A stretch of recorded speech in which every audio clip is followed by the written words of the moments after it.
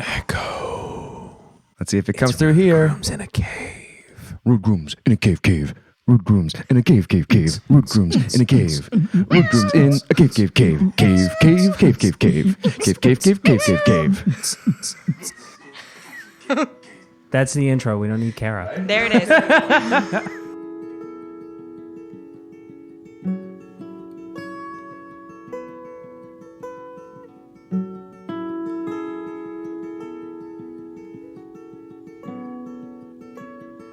Hello, everybody. I Hi. am Monty, the master of the revels for the Rude Grooms. Hi, everybody. I'm Daniel Kemper, Master of Casting and Company Management for Rude Grooms. And today, on this episode of This Wouldn't O, we have a very special guest. She is an actor, a director, a choreographer, a producer, a wardrobe person, all of these things in one because she is an elementary school theater teacher. Welcome, Nicole Carlson. Hi. Hi. Oh, my goodness. Yay. Hello. Hi. Just literally all the hats in one building. All of them. Every single one. How do you do it? Good question. A lot of pre-planning and literally just like thinking through little things that you didn't think you'd have to think through and then failing miserably and then picking yourself back up. That sounds completely different from the professional world. Oh Yeah, yeah, right? no, Very not at different. all. No similarities not at at all all. similar. Not even a little bit. Nicole and I actually work together at our day job, where I'm also an elementary school chess teacher. You could be a chess teacher. I mean, Ron could be a definitely chess went to teacher. school at some point. Brianna loving Shakespeare. It's my favorite thing. I love it so much. There's a fourth grade girl in our school whose name is Brianna, and there was one day last year where Nicole was going to be out of town, and she was like, "Hey, would you mind taking my fourth grade theater elective into chess for the day, or like just bringing them in on your period?" And I was just like, "They're in the Shakespeare unit," and I was like, "Would I? Of course I would." So I was like, "Oh, they like Shakespeare? I'm gonna show them Shakespeare. Like that's what we're gonna do." So I had them 2 days that week. The first day that I had them, we watched the BBC adaptation of Mackers, starring Sir McKellen? Patrick Stewart. Oh. Yeah. Oh, the one that was at BAM, Yeah. That was- but where he this was makes like- the sandwich while he's talking to the murderers. Yeah, I love It's the that one that's like one. it's set like in a World War II-esque Right. area, right. And so I Like showed vaguely Soviet. exactly. So I showed this to the fourth graders, and they were just like, "Oh my God, what is happening?" Sorry, I'm peeking the microphone. It's like, "What is happening? The nurses are witches? I don't understand. That guy's dead, and now he's not. What's..." So I did that one day, and then the next time that I saw them, I showed them Baz Luhrmann's Romeo and Juliet. Because of course he does. Because of course I did. That's the movie that changed everything. It really is. And I remember them getting super invested because of the opening brawl scene that takes place in a gas station with guns. Oh my God, it's so good. It's so good. But I even remember specifically we got it's in my head every time I bring it up. But there's no, this is good because this describes the moment I'm talking about. Yes. So there's the scene where after the brawl and Lord Capulet is talking to Benvolio about where Romeo is, and they go to Venice Pier, Verona Pier, and you see there's a close, the first time you Verona's see... in the Veneto. Exactly. Duh. So the first time you see Leo is like 90s boy band hair and the big collars and the leisure suit, and he's like taking a drag off the cigarette and pulls in right to his face, like a dead close-up of his face. And I remember hearing Brianna specifically go, "Oh, he's cute." Yes. And we're like, that's the point. You understand, Brianna. Get it. Nicole, fun fact, Nicole is actually my boss. She actually, when I told her about this podcast, she's like, "So, Subordinate, when am I going to be on?" I'm absolutely kidding. That did not happen. Subordinate also kind of sounds like it could be a superhero name. Like it'd be a really weird superhero universe. The badass hero, Subordinate. He shows up, saves the day, and then is never around to receive any of the accolades. And he always stays at the same level. He never moves up. Yeah. He never. Well, so Subordinate comes in, right, but can't throw a punch unless the person he's coming to help says, "Please throw a punch." So he's basically, it's like when you're dealing with Subordinate against a supervillain, it's like playing a real world video game. Oh, God. So you only survive if you're really good at giving subordinate direction. Weren't we having a conversation a while back about like really inconvenient superpowers to have? Yes. That would be one of them. Like if you were an incredibly strong superhero, but you couldn't intervene unless invited by a superior. That's right. You actually like imagine being a member of the Justice League and you can't actually help save the world unless like Superman is like, all right, I want you to go over there and specifically do this task. God, no one wants to listen to Superman. He sucks. No one wants to listen to Superman, but like who's gonna give you directions to do that? Batman's too much like go along your own path. Right, exactly. Don't bother me. I have to eat some vichyssoise. Alfred made it for me special. And brood over my parents' grave at midnight in the rain. All with that annoying voice. So, well, I think we know what Matt Reeves' Batman's movie is going to be about. Moving on. For the sake of our future jobs. Yes. You are in the middle of a thing. I am. Moment. What are you working on right now? So I am working on putting 70 children in Willy Wonka Kids. And... This sounds like my personal hell. Yes. And just to add, you can't see it, but I'm going to describe it. Monty just turned away from the microphone. I think his hairline receded about a good half an inch. His like 10 gray hairs sprouted. Oh, Well, yeah. but look, I think they come into my beard then. I could feel them. It was like there's little pops on my chin. Oh, yeah. And just to further add agitation onto this, how old are the children? The youngest one is 9, some of them, and the oldest one is like 11. That is actually my favorite age range because it's like before they become Exactly. the worst, but when they're actually capable of like engaging in some interesting artistic questions. Exactly. They're thinking about the world around them a little bit, but they don't care so much what other people think yet. Yes. Except like now with the thing of like TikTok and puberty happening earlier and earlier, it's really interesting. They are starting to care more about what people think of them earlier, which is something that is new to me. So do they all have cell phones even at 9? 4th graders, not the 3rd graders really, but all the 4th graders, When and was they it? all Okay. have TikTok. When did you get your first cell phone? I didn't get my first cell phone until the 10th grade. Wow. Sophomore year of high school. And that was strictly emergencies only. Yep. Yeah. I got mine in 10th grade, and I only got a phone once I was driving, and it was purely for that purpose. See, I'm a little different. I got mine in 5th grade. What? How? Because I lived in the city of Chicago, and I would have to walk me and my little sister home sometimes. Yeah. If my grandpa like had a doctor's appointment that ran late and he just didn't show up to dismissal, I'd have to like call my mom and be like, "Yo, mom, we're walking home now. I'll call you when we get there." Hang up, walk there, call her from the house phone. But you weren't TikToking on the way home. No. never. It was literally just my mom's phone number in the phone. And that's Was it a flip phone? Yes, it was a little baby flip phone, and I could only call my mother. I couldn't even text. It was the one that I had. Yeah, I couldn't text either. It was like a Nokia. It wasn't even a flip phone. It was like the chunky Nokia thing. The like Kia whatever the cheapest Sarah, thing. whatever things that were just like a single tablet. Exactly. Yeah. It was literally just like the beacon for the mother, talk to the mother, hang That's up. right. Oh, yeah. It was basically an electronic umbilical cord. Yes. Yeah. Exactly. So you've got to, in addition to putting on an entire production, a musical no less. Yes. You now have to compete with the internet for their focus. Yes. How? Because my brain hurts thinking about how to make that happen. Are their phones on during class They're rehearsals? not supposed to be. I do a thing where I have them put them all on my desk if I see it. Like if I see the phone, you bring it up here. Ooh, and then it's on public display, so it's Exactly. even more humiliating. Exactly. So now it's here, and then leveraging their Exactly. own insecurities against them. exactly, I like it's it. right there. And when a person comes to pick them up, I hand it right to the person. I'm like, so you know, your child had this phone out during theater. It's theoretically not supposed to be in school, period. I went and I looked it up in the parent Really? handbook.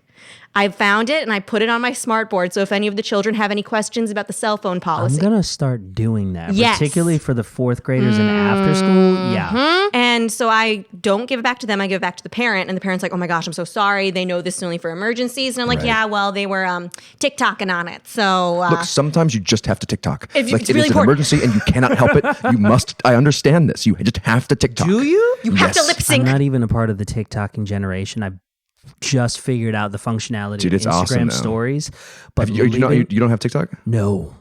Do you have TikTok? I have it through like the kids at school. There's some really cool theirs. stuff on TikTok. Is it? I'm definitely a TikToker. Really? Yeah. I have them show me. Okay, so wait a minute. The idea of trying to get 70 people together to do a production in any capacity is a gigantic task, especially when they're all under the age of 12. Yes. How do you even begin that process? So I'm really like thankful in that I've known these kids since kindergarten. Okay. So since kindergarten, they've had this sense of professionalism instilled in them of like, this is how I walk onto a stage, this is how I perform on a stage, and this is how I exit the stage. You have a sense of professionalism, you take this seriously, there's a lot of expectations of you. People are like, your family took the morning off of work to come see you. People are here for you. You want to make sure that you're putting your best self out there at all times and putting in your best effort. So from the age of like 4, that's a thing that's in their brains. And then by the time I have them at like 7 or 8, they're kind of like, well, I'm part of the ensemble. I have to do this right. I have to make a quiet transition backstage or I ruin it for the entire team. Where someone would teach adult professional actors these lessons. Like, for real, though. Can you tell me a little bit about, just be interested to hear like what this institution is like? Yeah. So from the age of kindergarten through 2nd grade, they have, depending on which Success Academy they go to, they have different kind of specials there. So it's almost like a magnet then. Yes. So like ours has chess, sports, art, theater. Some of the other Success Academies have dance, theater, music, and soccer. So it really depends on which one you go to, what kind of experience you get. Do they get to choose based on their interest, or is it just kind of like a It's draw? about the lottery. So they can enter their kid to multiple schools in the Success Academy lottery, but basically whichever school you get into / is closest to your house is probably the one that you're going to go to. Say you really want your kid to go to a theater program, you would enter into all the ones that have theater. And they tell you that from the start, from your application process. So in a way, there is, but it's also democratic in a way. Exactly. Still. That's really cool. But some schools are very privileged and have music, dance, and theater, which is amazing. Yeah. Our school only has theater because we don't have that big of an enrollment population, whereas some other schools have like 600 kids. Ours has like half that, 300. Right. So because of that, we only get one performing art. They have each special class once a week. So for a Monday, they might have chess. On the Tuesday, they might have art. On the Thursday, they might have theater. And then on a Friday, they might have sports. And then Wednesday's a half day. You only have sports one day a week? Yeah. But they have recess every day. Yeah, they have recess every day. But a specific sports class that's like focused, this one is focused specifically this year on basketball. There's other stuff that happens there, but it's all within the idea of like, this is the basketball unit. Great. Because the idea is that they get really good at basketball to then get a basketball scholarship. Okay, cool. And get money to go to college to do this thing. Same way it like Chess. applies, I'm sure, to the theater program And as well. Yeah. Have you had the experience of seeing a kid in kindergarten who you can just kind of tell right away that like you want to make sure that you nurture and you focus with them to make sure that they are on a theater track going forward? 100%. What do you look for? So it's the kid who is gonna take a risk. That's it. Like they're willing to get on stage and take a risk. It's not even about, oh, you talk good. You talk real loud. No, it's about the kid who's willing to put themselves out there and make big choices and take a risk. Do you find that the kids who are exhibiting that kind of behavior early on tend to stick with it? If I point it out as a good thing. If I'm like, oh my gosh, you're doing this thing that's incredible that most adult actors really struggle with, here we go, then they really lean into it. That's such a funny thing, right? Because there's always like one person, maybe it's a theater teacher, maybe it's another actor who like is the first person to tell you like, hey, here's this thing that I do and I'm really good at it. And I'm telling you, you're really good at this. You should keep on doing it. And then unfortunately, once you're an adult and working professionally, people tend to stop saying those things. Yeah. And I think it's one of the reasons why depression is so like widespread. And most directors will honestly admit that like, oh, I forget to give you the notes on when you did good. Right. Right. Now, did you always want to be involved in theater education specifically? Was that? No. No? Okay. How did that come about? So I was in high school and I was like, I'm going to acting school, mother. And Please she tell was me like, with that voice. Yes, I did, obviously. Yes. And she was like, okay, well, what's your fallback? And I was like, I guess I'll add education to it. Then I got to college, majored in acting, and then I minored in education, but the minor in education was really another major because I got certified. So after I graduated, I was like, I'm moving to New York and I'm going to be an actor and it's going to be great. So is that certification national or is it state by state? Because it's Massachusetts, it's basically national. What does that mean? Because Massachusetts is the hardest to get. Because they specifically make you take a math teaching test, which no other state makes you take. Okay. So I got the Massachusetts one, came to New York. Success Academy was like, hey, we have spots in our master's program. You want in? And I was like, sure. So I taught kindergarten. And then from there, I went to my then principal and I was like, so I'm an actor and I'd really love to start a theater program. We have an okay dance program, but I can give you a fabulous theater program. And he was like, let's go look at other theater programs at Success Academy. Yeah. We only found one. Really? There was only one other one. We went and we looked at it. And after we left, he was like, let's do it. I know you can make this up amazing. So we started it. And then from there, we've now grown to 30 programs. Oh And my God. You've essentially overseen this, or like you were the brainchild to make this happen. Yes. So how many students total have you theater? just impacted by making this theater program? Thousands. Yeah. That's incredible. That's beautiful. How did you know? Because your background was in theater performance when you studied at college. So you didn't really have like the intellectual infrastructure to be like, I know how to build and run a program. I knew how to write curriculum. So Okay. how to write like a basic K through 12 Common Core standards based curriculum with different units in there for a homeroom classroom. Yeah. But I kind of used my knowledge from building a curriculum and I've been thinking about like how to make a great actor. Like what are things a great actor needs? What are units that would help create this great actor? What did that original list look like? Because you are a theater teacher and you've expanded the program from 1 to 30 programs. So you really do have a blueprint. Yeah. The first one is ensemble. Literally the first unit is ensemble building. Oh, wow. And what do you teach in that unit? What does ensemble mean to you? So it's about working together as a team, but we always say ensemble because every time they say team, I'm like, what's the theater word for that? And they're like, ensemble. Yeah. We usually go ensemble. Ensemble. So we go from there and we do inclusive grouping and exclusive grouping. So inclusive grouping would be like, make groups of more than 2. Everyone can be a part of the group. Right, exactly. No one has Right. to sit down. Oh, now we have to make groups of 2. If you are not in a group of 2, you sit down calmly in this other spot and we wait until it's our time. I forgot about that game. Yes. And I want to start crying right now because that is how scarred I feel by that game. I literally, the pit of my stomach just fell out. Yeah. Taylor remembering that Tomlinson feeling. has a great bit in her stand-up where she was like, I was what my parents call, or I was what adults called an old soul in school. That was code word for loser. Any of you who might think you weren't losers in school, you think that you were one of the cool kids, we're going to do a little exercise. And she goes, all right, it's time for us now. Get ready to partner up. Nope. She's like, yeah, did you just get a little twinge of anxiety? Did you just have a little flashback? Guess which group you belong to. That's right.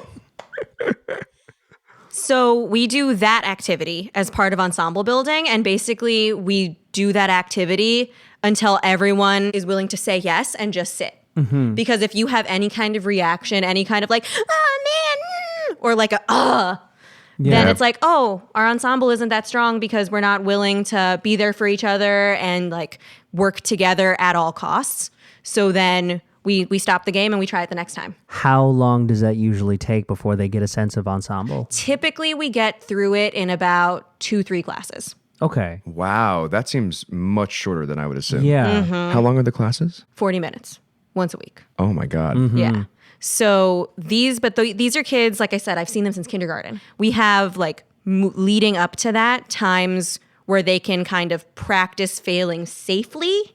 So it's not as big of a production. So after ensemble then comes what? I guess like acting skills and techniques. So I usually do typically like body, like physicality, voice, and then creating an imagine elsewhere. So like the where. And then from there, I literally look at the group of kids I have and I decide which units make sense for them. Sometimes it's puppetry, sometimes it's Shakespeare, sometimes it's mask, sometimes it's improv, sometimes it's costume design. How do you gauge from group to group what they each need? I kind of see like what skills we're at a deficit at.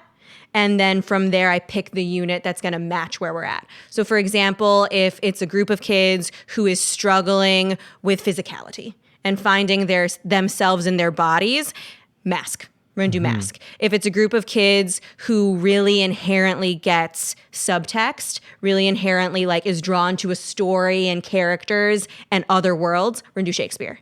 If it's a group of kids who needs another thing to perform well, like has to take themselves out of it and is like, no, it's not me performing, then we're doing puppetry. Have you been able to like codify a methodology for reading what a group needs, or is that still basically like instinctual teacher to teacher? When you look at the group, I would first think about how they are as an ensemble. And then from there, you think about how these different acting skills you taught, how they've done at them. And like some theater teachers go back and forth with me on this. I'm very big in assessment in the theater classroom and not just like we're taking a test. We're getting on stage and you're doing a monologue and I'm rating you. No, it's like I write down the skill and then from there, I literally put how they did on the skill. Like if we mastered it, if we're still working on it, or if it needs a lot of work. So then I can kind of just as a class look holistically and be like, oh my gosh, we were not doing so good in the ensemble unit. So I think we need to do ensemble 2.0. Maybe that means improv. And how regularly are you making entries in that? I try to do at least 5 kids once a class. But then our electives, so in 3rd and 4th grade, they pick 2.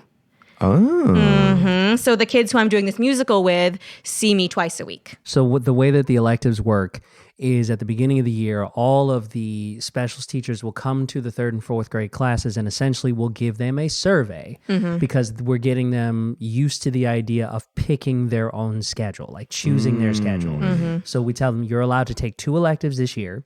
You get to sign up for the ones that you want. You put them in order of preference. We try to weight it as much as we can toward giving you your first and second choices, but you will only have 2 out of the 4 electives this year. For the whole year, yeah. And then the 3rd and 4th graders get theater twice a week, and which is why I can do a musical with them. Because I see them for 80 minutes. And I much prefer seeing them in like 40-minute spurts because of their attention spans. Because everyone's like, why don't you just do only Wednesday club? We have Wednesday clubs for like 2 hours.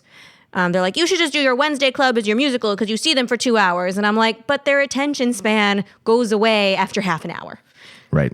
So the 40 minutes is great for rehearsal because it's like we do our warm-up, we're in, we cool down, we're done.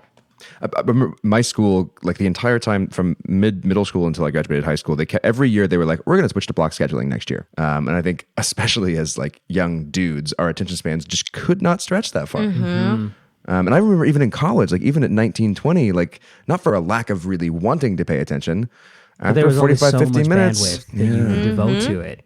And it's gotten shorter. Right. There's a thing that I teach new theater teachers and just like specifically new theater teachers of like, you take the age of your youngest kid in the class. So if it's kindergarten, that's probably 4. 4 plus 1 is 5. Every 5 minutes, we need to do something different.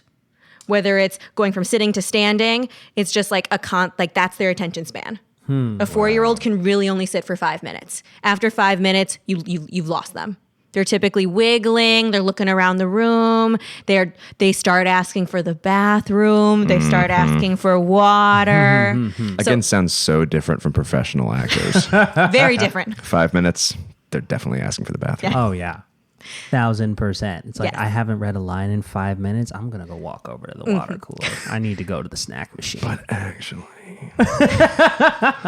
So how do you run a room differently when it is just introduction to theater and how to be a good actor versus I have to take your skill set now and we have to put it toward a production? I really try to run it like a professional rehearsal. And I tell them, like, this is what the professional world is like. This is a professional rehearsal. If you try to audition for Lion King right now, I've had a few kids get to the final callbacks for Lion King, which is why I always say Lion King. Yeah. I try to run it as much like that as possible. And I'm very big on if you were doing this behavior or something in a professional room, they'd ask you to leave and they'd call in the next kid. It wouldn't be you. So I really try to make it as professional as possible while also keeping in mind they're 7, they're 8. They're Right. like, this is the first time they're experiencing this. And at its core, I want them to love/appreciate theater. Speaking of auditions, one of the things that do you teach audition technique? That is a thing that typically comes toward the end of 2nd grade. How do you go about teaching audition technique to a 7-year-old? How does that look? We have our monologue, we have our story, we have whatever we're using. It basically roots itself in stage presence and being comfortable with what you're reading. If you're doing it cold, being able to look up and be grounded. I do this thing called tag in my classroom where they give each other feedback. So the T is tell what you enjoyed about the performance. A is ask a question. G is give a suggestion. So nothing. Oh, that's nice. Yeah. Tell us what you enjoyed. Ask a question. Give a suggestion. Give a suggestion. That's Tell so what you good. enjoyed, ask a question, give a suggestion. What I love about that is it is all in the service of continued growth Exactly. for the person whose turn it is to go. Exactly. There's nothing that's negative Nothing's about negative at it. We don't say I don't like this. Right. We're very like, I think next time you could make this choice. Mm-hmm. And rooting it like that and not being like, this was bad. In K through 4, it's mostly when you tag, you do one of them. So you do the T, you do the A, you do the G. In middle school, you have to do all 3. So toward the end of 4th grade is where I switch them over to what middle school is like, where I would be like, tag Daniel, and Daniel would have to do all 3. Whereas like K through the beginning of 4th, I say like tag Monty, and you just have to do the T. And then you call the other kid, tag Daniel. Daniel would just do the A. I would assume that inevitably there is going to be a moment where a negative comment or like a negative critique comes out, even though that's not the intention that's been put forward. Mm-hmm. So how do you address and correct that? I ask them about it. I'm just like, why would you say that? And then I want to like see where the kid is coming from. I want to see if they're coming from a place of, I'm trying to hurt this kid's feelings, or I actually don't know how to express my thought, and this is just the way I'm expressing it. Mm-hmm. So I start off with a question, and then from there, depending on what they were trying to do, we can correct course from there. Typically, So you ask a question and then give a suggestion. Yes, I do. So you're tagging the taggers. Exactly. Yeah. The biggest thing that happens is like kids laughing when another kid is vulnerable. It's typically one kid. Okay. And then I usually stop and again, ask a question. I'm like, why are you laughing?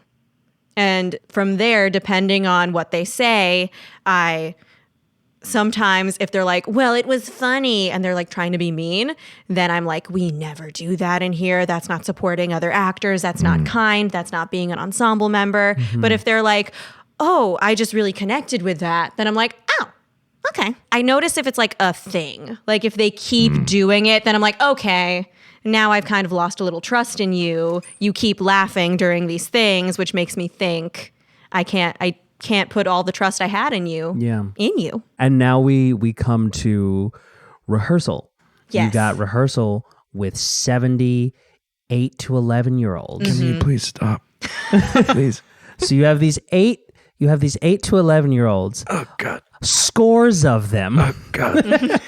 And you've How got much whiskey are you allowed to consume during these rehearsals? And you've got to put on a show now. So how do you go and take this culture that you've built and say, no, we have a job to do now? Mm-hmm. The nice thing is that K through 2, they've all done, in kindergarten, they do a show. Okay. In first grade, they do a show. They do a show in kindergarten? It's not like a musical. It's like I get up and I sing a song. That's still incredible. Yeah. I either dance to a song or I sing to a song. Maybe I can do both, but we're not sure. And then in first grade, it's I can do both. I sing my song and I dance to my song. I still can't do that. Yes. And then in second grade, it becomes we're typically doing short plays. Or do you devise them, or are they pre-written pieces? Some are devised, some are pre-written. It all depends on like the theme we're going with. So right now for this year's, we're not sure if we're going to do fairy tales. We're going to do stories from around the world. But in the past, we've done fables. So they like know that there's a show. They know there's an expectation. But in 3rd and 4th grade, and I tell them also when they're signing up for electives, I'm like, this is going to be hard. From September to the end of December, we are doing the show. That is it. You have to teach them things that you didn't even think, you don't remember learning. Like what? Highlighting your script, because they don't know how to do that. So you have to teach them how to do that. Little things to like, you always need a pencil in rehearsal. You always need to bring your script to rehearsal. What happens if someone doesn't bring a script? Oh, I write it down. I write down that they forgot their script. And then I'm like, did you lose it or did you just forget it for the day? And then if it's a pattern, then if they had a part like Charlie or something, I would speak to Charlie's understudy and say, hey, how you doing with the lines? You think you're ready to step up? Because other Charlie doesn't seem to be that responsible. They lost their script. And I don't have any other scripts. Like I only have 70 scripts. So you tell them like, you lose this, I don't have another one for you. That's it. I like make a photocopy and it looks janky and it has the big binder clip at the top. Yeah. And the kids hate carrying that thing around. You should go full Elizabethan style and make them handwrite out a cue script from your script. Oh no. Make them do it. I mean, they you all lose can. your script, write it out. Wow. That would be something. That's hardcore. I'd be every child's favorite teacher. Write your script. Now, again, with the idea of the ensemble, we've talked a lot about how to make a good actor, but you are also in charge of the theater program, and there's much more to the theater than just the actor. So when it comes to the other side of the stage, or even behind the stage, does that factor into the program that you make as well? My kids who typically don't have like, they're not Willy, they're not Charlie, they're not Grandpa Joe. Like I have one girl who literally told me, Miss Carlson, I'm sorry I stink at auditioning. And I'm like, because I was talking to her, I was like, Kaylee, you truly understand this stuff. You really are with it. You get it. And she's like, yeah, too bad I stink at auditioning. And I was like, no. And she's just like, I know I do. I just get very nervous. So I've made her, because she just like kind of gets certain acting things at a deeper level than other kids, I sometimes have her pull kids and work with them for a little bit. Cool. So she'll take them outside the room and I completely trust her. If she was doing something that made me think that what she was doing wasn't helpful, she'd lose this job and she knows that. And she was actually doing some Stanislavski stuff. How? Like what specifically? So my little girl playing Veruca, she's very sweet. She's very nice. She is literally the complete opposite of Veruca. And Kaylee called her out on it. Kaylee was like, so you're really nice. And that's not who Veruca is. Veruca's a brat. So you need to be a brat. So for this, let's pretend that your mom comes home and your mom says, we're going to give your dog Oreo away. And then your mom turns around and goes, oh, I'm also going to take your cell phone because you don't need that anymore. And then your mom also says you no longer go to your school because we're moving, so you can't see any of your friends anymore. I want you to do I Want It Now from that place. Wow. And I'm sitting there like, She just gave her an excellent as if. Yeah. And I Want It Now was incredible because she really did it because it's playing pretend. Yep. And so she did it with playing pretend. All those things were happening. And she had a full-on temper tantrum because she thought her dog was getting taken away, her phone was gone, and she was moving. All things that this little girl knew would upset girl playing Veruca. Right. It was so good. It always comes back to this idea of the ensemble. You have to know who you're working with. Right. So if you need to bring that out of them, and it's just so cool that you've developed a thing that instills that in kids from a very, very young age. I would assume that by the time they're getting to 3rd and 4th grade, like the performance level, at that point, it's kind of habit, is it not? Yeah, especially if the kids have picked to be there. Because there are certain kids who it's like, I can tell in 2nd grade, even in kindergarten, you're not going to pick this. Right. I'm not going to see you anymore after 2nd grade. Right. Usually those kids who are saying yes at all times, taking risks, going there, know how to fail and pick themselves up, because that's another thing I like look for. Yeah. Like who's able to make a mistake and say, I made a mistake, but it's okay.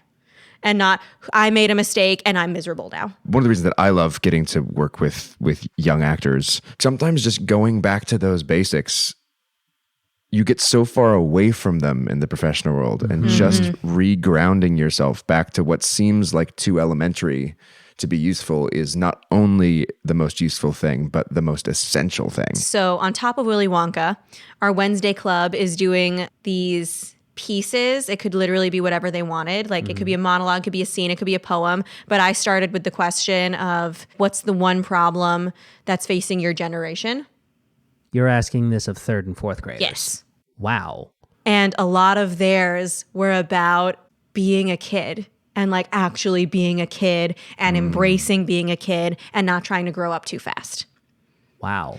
There's 3 that are particular standouts right now. And one of them was this monologue about this kid. And he's just upset that all his friends are starting to be interested in girls. And he just wants to hang out. And he doesn't understand why everyone wants to grow up too fast. And then the next monologue is about a kid who's had to grow up too fast. And he cares deeply about his family because his family's like going through some stuff and being torn apart. And then another one, again, my girl Brianna, she did this monologue where she's talking to her friend Bailey, and we read it and we're like, oh, okay, so you and Bailey. And then Brianna goes, no, Bailey's my dog. And I'm like, oh. So the entire time she's talking, she's having a conversation with Bailey, and then at the end it's a reveal that it's her dog. That's really clever. That's super cool. Right? So we're working on her we're working with her right now on trying to figure out like what stage directions are you going to put in there to make the audience like to kind of make them think like, wow, Bailey's acting a little weird. And then at the very end, it's revealed that it's her dog. How you going to Shyamalan them? Exactly. Yep, exactly. In 3 minutes. That should be one of your modules, Shyamalaning 101. Exactly. Yeah. That's a unit. Just in the time that we have before we wrap up, first of all, this was wonderful. Yes. Thank you so much. Yeah. Thank you. One of the things that I wanted to like briefly touch on, we've talked about so many different commonalities in between teaching actors and then the professional acting world. One of the things that is universal is show brain. So because I have to do the costume and the sound and the light and the projection and the stage management and literally everything, I have to like tell the adults where they're all going. I have to make sure there are adults downstairs in the auditorium with us, making sure kids can go to the bathroom. So looking at everyone's schedules and figuring all that out. And then from there, making sure the kids know their transitions, because the adults in the audience aren't there to be like, oh, Oompa Loompas, your song is coming up. You need to go backstage. No, the Oompa Loompas need to know when this moment happens on this stage, I have to get myself up silently and go stage right, not stage left, stage right, because the kids all sit in the house while they're waiting to go backstage because we have no green room area. So literally the kids are sitting there, they're watching the show as they're waiting to go on. And then when they're done, they come back and sit, and then they go back and forth from the audience to the stage.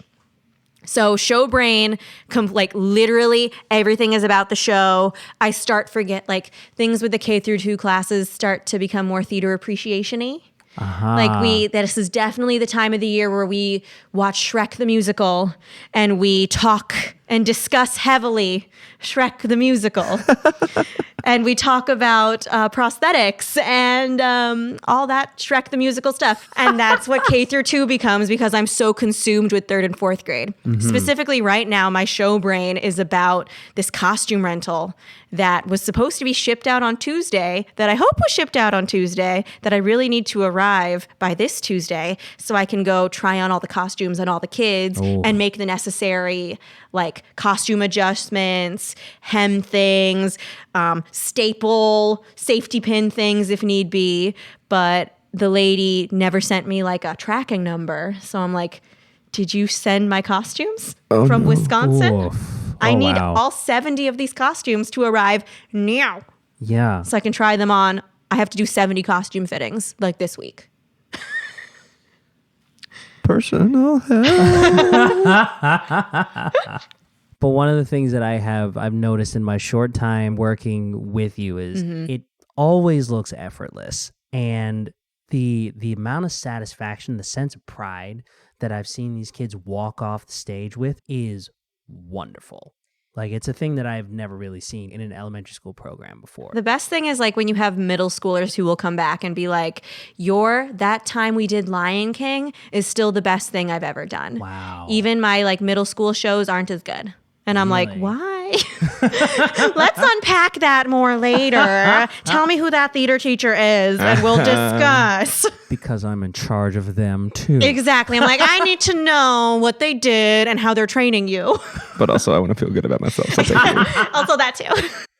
So obviously, overseeing all of these schools must be an insane time commitment and emotional and mental component. Are you able to, while doing that, still find time for yourself to work outside of that artistically? Is it something that's even possible? It's something that when it comes up, I'm eager to jump on it because it's typically friends being like, hey, I'm doing this devised thing. One of my friends recently was like, hey, we're trying to do an immersive theater devised experience about the bat mitzvah. Would you like to join? And I was like, if it weren't in November, yes, but next time you have something, please let me know. She's like Anne Bogart's assistant. So I'm like, oh man, very much so. Let's do this. Yeah. Like in her email signature, it says assistant to Anne Bogart. I mean, I would definitely say I know. that in my email I was signature. like, I would 100% write that in my email signature as well. And I think that's about time to Yay. wrap it up there. Nicole Carlson, thank you so much for coming in. This was a Thank wonderful you. conversation. This was so fun. Where can people keep up with the things that you're doing? How can they stay up to date with everything that you're working on? Or would you rather to keep all these gems proprietary? No, we can. Okay. So my Instagram is Nick Gabcar, NICGABCAR. Awesome. This week, Amber LB tweeted at us on Twitter, which is the best way to tweet at someone, unless you're a bird.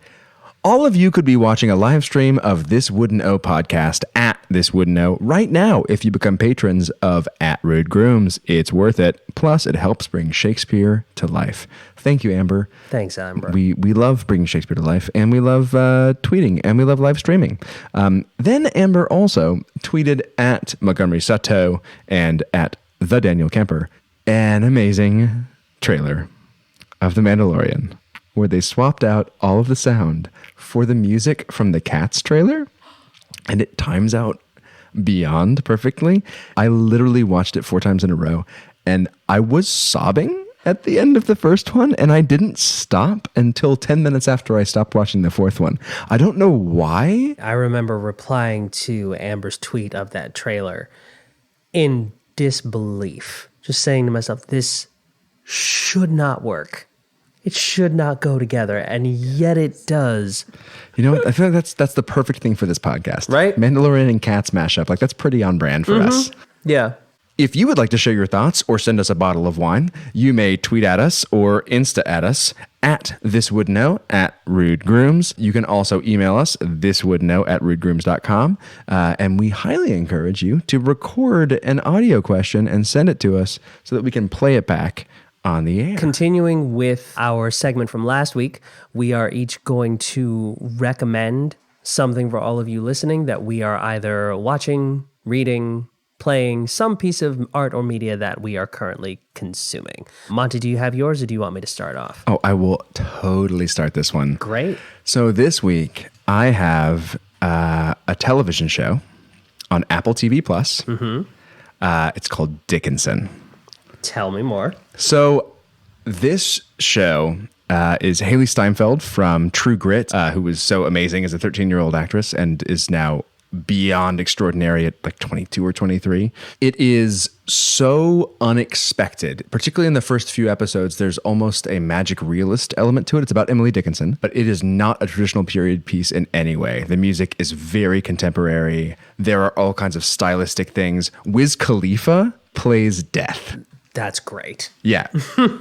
It's also our friend Chanaza Chanaza's in this? is on the show. Chanaza Uche. Yes. Who's also a fantastic actor, went to NYU with us as well. And he played, a few years ago, he played Othello opposite Rude Groom's associate artist Laura Piccoli's Desdemona. And on episode 4 or 5 for Emily Dickinson's Shakespeare Club, he's brought in and they're trying to get him to read Othello. And I have seen this episode. I will not tell you if he reads it or not, but I will tell you that was like, what's happening? This is so crazy. The world is so small. This is insane. That's awesome. Also, an actress from one of Daniel and my favorite movies, Anna and the Apocalypse, Ella Hunt, is on the show and is Emily Dickinson's very good friend. It's kind of like, think about A Knight's Tale, but about Emily Dickinson, made in 2019. That's fantastic. Like, that's what Dickinson is. I love that It is premise so already. surprising and delightful and magic realist that it is very traditional period piece, and then all of a sudden the kids are talking like they're in a club in 2019.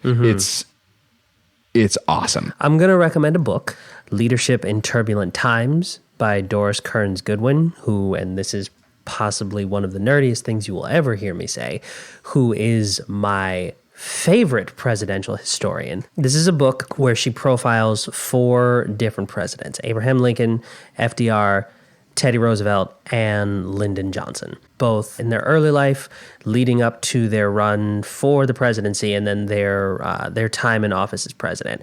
And in this, she looks at these 4 incredibly disparate people and the circumstances in which they grew up. She looks at their similarities, she looks at their differences, and draws connections to how these 4 wildly different figures all led to the same place, which is the highest office in the land. And she has this overarching question about what makes a leader. Is it something that you are inherently born with? Is it a skill that's developed over time? Is it a byproduct of the circumstances that you are put in throughout the course of your life? Or is it a combination of all 3?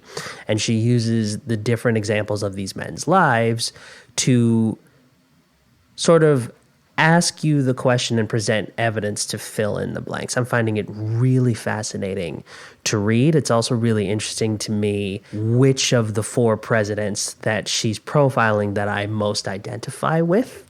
Who is it? And I find more and more as I'm reading this book, I really am identifying with Teddy Roosevelt. I love his story because, I mean, he was born into wealth and circumstance to a certain degree, but he was also a very sickly child. Oh, yeah. And he turned himself into this idea of what we think of as like a man's man and the pinnacle of health and masculinity and what have you. And he believed that one of the cornerstones of greatness or leadership was that it was a skill to be developed, and that natural talent and affinity would only get you so far. It was really about, do you have the determination and clarity and focus to identify that this is what you want, and how hard are you going to work for it, especially when it is difficult or something that does not come to you naturally. And what's that book called again? Leadership in Turbulent Times by Doris Kearns Goodwin. That is going to do it for this episode of This Wouldn't O. Thank you so much for tuning in. My name is Daniel Kemper. You can follow me on Twitter and Instagram at The Daniel Kemper, and be sure to follow us on Twitter, Instagram, and Facebook at Rude Grooms, and then on Twitter and Instagram at This Wooden O. And I'm Montgomery Sutton. You can find me on Instagram at my full name, Montgomery Sutton, and then on Twitter at Montgomery Sutto, because my name is too long. Bye, everybody. We'll see you next week. Bye.